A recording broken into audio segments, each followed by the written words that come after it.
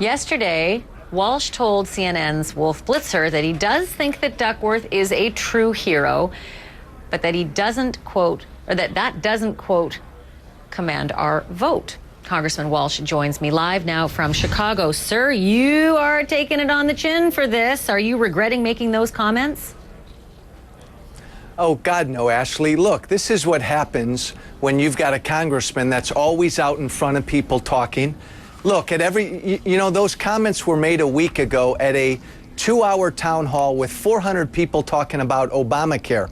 And like I do at the beginning of every one of my town halls, I introduce the heroes in our presence, the veterans. Look, I'm not going to back down, Ashleigh, from anything. Are you saying it's just a slip-up because you're no, out in front of the public a lot?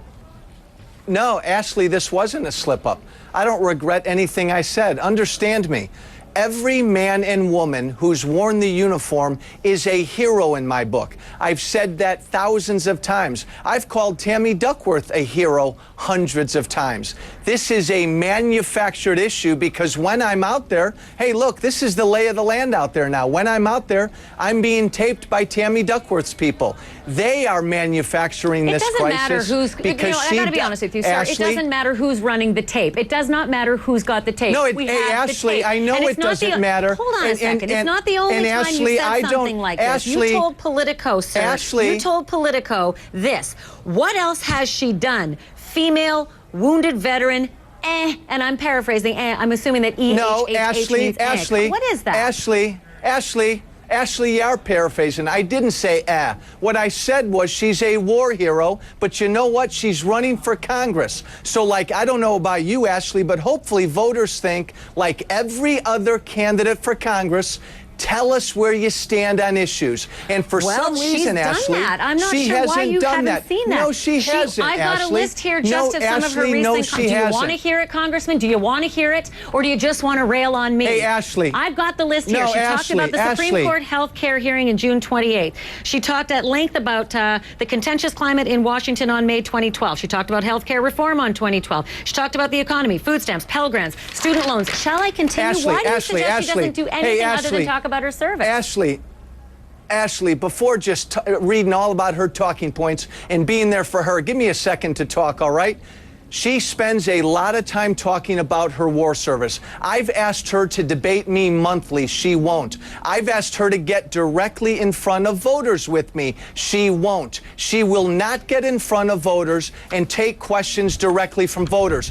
Because she's a war hero, Ashleigh, that demands our respect. But that doesn't demand our vote. What demands our vote is when you tell us, here's who I am, here's who I am. It is not respectful for you to say, Ashleigh? Now I'm running against a woman who, my God, that's all she talks about. She did serve for 20 years. She comes from, let me finish, sir. She comes from a military family. She did lose both of her legs fighting in Iraq. She has done, and I do have a list because I am your opponent in this interview, a list of things that she has actually accomplished for the government with regard to Veterans Affairs. She served in Veterans Affairs.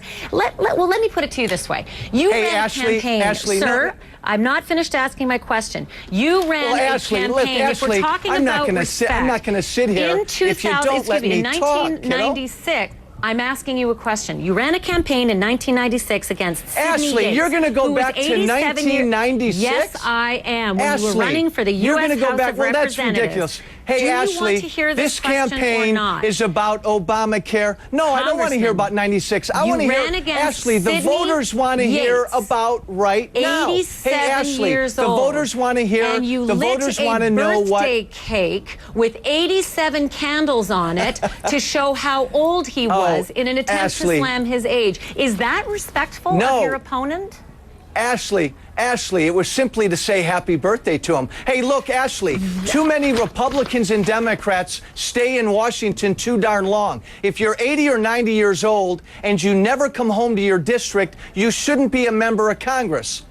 Makes sense, no? Look, every candidate for Congress has to be held to the same standard. We all come from different places. This country is about to fall off a financial cliff, Ashleigh, and what voters want to know is, what are you going to do about all this debt? Where are you on Obamacare? What are you going to do to help small businesses? But Get in front of voters and give them the decency. In front of voters about Obamacare, and yet you're going out in front of your constituents and saying all she does is talk about her record as a war hero. And when was the last time, Ashleigh, you saw her directly in front of voters? When was the last time you saw her in an open public forum in front of voters? Well, I'm not on the campaign trail for everybody who is actually running, but I can read up on it, and I'm actually very curious as to why you haven't. No, but you did plenty of research for her.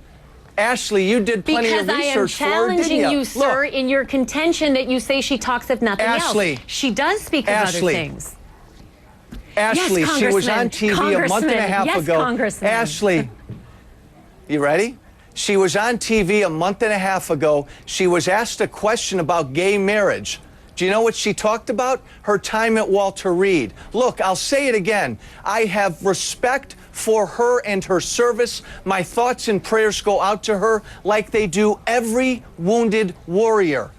But that doesn't demand our vote. Ashleigh, if that's what it took to get your vote, John McCain, another hero, would be our president. Well, let me ask you about that notion. This election is about what we're going to do about these issues. You suggested that the real heroes don't talk about their service. I'm actually working with Dave right now, who's just to the left of my camera, who's a Vietnam War vet, who disagrees with you. Not everybody talks about their service or doesn't talk about their service because of honor. Sometimes it's just really difficult to talk about your service. And sometimes a lot of vets are very proud to talk about their service. So who, sir, are you to suggest for a moment that no one should talk about their service because it's not honorable? No, that's not what I said, Ashleigh. That's not what I said, Ashleigh. I said most veterans I know don't talk about their service or the combat they saw. It's part of what makes those who served so noble. And you know, like I know, most veterans tell you that. Who are you to suggest that that makes them noble? It makes them noble if they serve. Have you served? Have you served? No. Ashleigh, no, that's my opinion. Ashleigh, no, that's my opinion. To me, that's what makes our... Ashleigh, I'll say it again. No. But, Ashleigh, that's my opinion. Then who are you to suggest what a veteran's mind is when he or she decides whether or not to talk about his or her service? Oh, Ashleigh, I'm confused. Did you serve in Iraq? Did you serve in Iraq, I've just become a citizen of this country, and you know what? I would like to. Ashleigh, I am perplexed by how you could suggest that it's not honorable to talk about your service. Let me finish a thought.